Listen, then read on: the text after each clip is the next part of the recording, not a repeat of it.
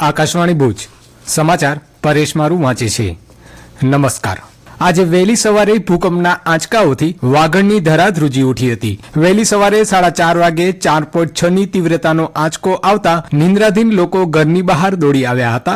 આ આંચકાનું કેન્દ્રબિંદુ રાપરથી 22 કિલોમીટર દૂર નોંધાયું હતું। ફરી પાછું સવારે 9 વાગીને 2 મિનિટે 2.5 ની તીવ્રતાનો અને સવારે 11 વાગીને 19 મિનિટે 3 ની તીવ્રતાનો ભૂકંપનો આંચકો રાપર નજીક નોંધાયું હતું। આજે વહેલી સવારથી બપોર સુધીમાં હળવા 8 કંપનો વાગડમાં નોંધાયા હતા। સવારે 4:30 વાગે આવેલા ભૂકંપના આંચકાથી મકાનમાં રહેલા વાસણો, પતરા અને નળિયા ધણધણી ઉઠ્યા હોવાનું ખેંગાર પરથી સમાચાર મિત્ર મહાદેવભાઈ આહિરે જણાવ્યું હતું।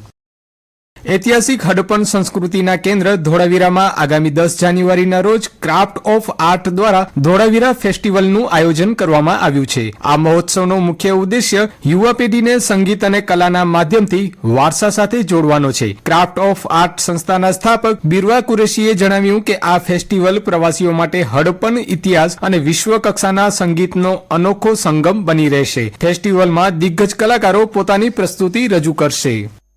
ધોળાવીરા ફેસ્ટિવલ આ ત્રીજું વર્ષ છે જે craft of art Dholavira excavated site પર એક મ્યુઝિક ફેસ્ટિવલનું આયોજન કરે છે।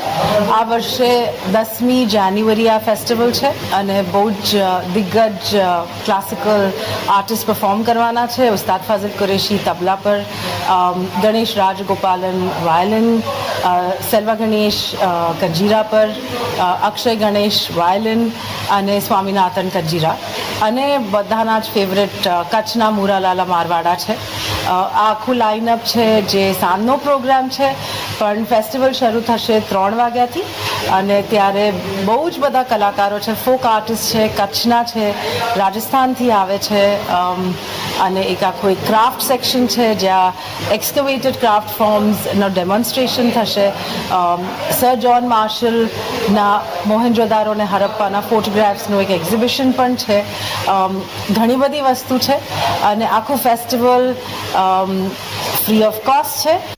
પૂર્વ પ્રધાનમંત્રી અટલ બિહારી વાજપેયીની 100મી જન્મ જયંતિ સુશાસન દિવસ નિમિત્તે 92% વધુ ક્ષયરોગગ્રસ્તોને 100 પોષણ કીટનું વિતરણ કરાયું હતું। સાંસદ વિનોદભાઈ ચાવડાએ ટીબીને વૈશ્વિક સમસ્યા ગણાવી હતી અને કહ્યું કે ભારત સરકાર દ્વારા community support two TB patient પહેલ શરૂ કરાઈ હોવાનું તથા જિલ્લા ક્ષય અધિકારી દ્વારા સારવાર લેતા ટીબીના દર્દીઓને સારવાર માટે માર્ગદર્શન મળતું હોવાનું જણાવી સ્વૈચ્છિક સંસ્થાઓ, સંગઠનો, સામાજિક કાર્યકરોને સહકાર આપવા અપીલ કરી હતી। ભુજ જીકે જનરલ હોસ્પિટલમાં લોહીની અછત નિવારવા મુન્દ્રા પોલીસ દ્વારા સામાજિક ઉત્તરદાયિત્વના ભાગરૂપે મેગા રક્તદાન શિબિર યોજવામાં આવી હતી। મુન્દ્રા પોલીસ સ્ટેશન કમ્પાઉન્ડમાં યોજાયેલા આ કેમ્પમાં નાગરિકોએ ઉત્સાહભેર ભાગ લેતા 340 યુનિટ રક્ત એકત્ર થયું હતું। આ પ્રસંગે આઈપીએસ ગૌતમ વિવેકાનંદ અને પોલીસ અધિકારીઓએ પ્રાસંગિક પ્રવચન આપ્યું હતું। આ કાર્યક્રમને સફળ બનાવવા વિવિધ સામાજિક સંસ્થાઓ, અદાણી હોસ્પિટલ અને સ્થાનિક વેપારી મંડળોએ વિશેષ સહયોગ પૂરો પાડ્યો હતો। માંડવી ખાતે ગુજરાત ટુરિઝમ વિભાગ દ્વારા આયોજિત બીચ ફેસ્ટિવલ હાલ પ્રવાસીઓ માટે આકર્ષણનું કેન્દ્ર બન્યું છે। ગઈકાલે નાતાલની રાત્રે માંડવીના સમુદ્ર કિનારે મોટી સંખ્યામાં લોકો ઉમટ્યા હતા। ઝગમગતી લેઝર લાઇટ્સ અને દરિયાના મોજાના સંગીત વચ્ચે પ્રવાસીઓએ ઉત્સવનો ભરપૂર આનંદ માણ્યો હતો। ખાણીપીણીના સ્ટોલ્સ અને એડવેન્ચર સ્પોર્ટ્સમાં પણ પ્રવાસીઓનો ભારે ધસારો જોવા મળ્યો હતો, જેના કારણે સ્થાનિક વેપારીઓમાં પણ ખુશીની લહેર જોવા મળી રહી છે। દરિયા કિનારે હજારોની ભીડ હોવા છતાં તેને સ્વચ્છ રાખવા માટે ટુરિઝમ વિભાગે વિશેષ તકેદારી રાખી છે, જેથી પ્રવાસીઓને ક્લીન બીચનો અનુભવ મળી શકે। કચ્છના પશ્ચિમ છેવાડે આવેલું લખપત હાલ પ્રવાસીઓ માટે આકર્ષણનું કેન્દ્ર બન્યું છે। નાતાલની રજાઓના લીધે છેલ્લા 2 દિવસથી મોટી સંખ્યામાં સહેલાણીઓ ઉમટી પડતા સરહદી વિસ્તારમાં ભારે ચહલ પહલ જોવા મળી હતી। પ્રવાસીઓએ લખપતના કિલ્લા પરથી સફેદ અફાટ રણ અને દરિયાઈ ખાડીના સંગમનો અદ્ભુત નજારો માણ્યો હતો। છેવાડાના આ સ્થળે પર્યટન વધતા સ્થાનિક રોજગારીમાં પણ વધારો થવાની આશા છે। કચ્છમાં ઠંડી હવે ધીમે ધીમે પકડ જમાવી રહી છે।